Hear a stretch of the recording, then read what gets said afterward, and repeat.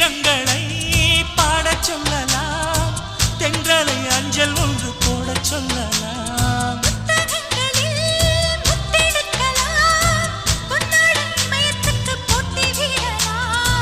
பூமிக்கு பொட்டு வைத்து பார்க்கலாம் பார்க்கலாம், பூவுக்கும் ஆடை தைத்து போடலாமா?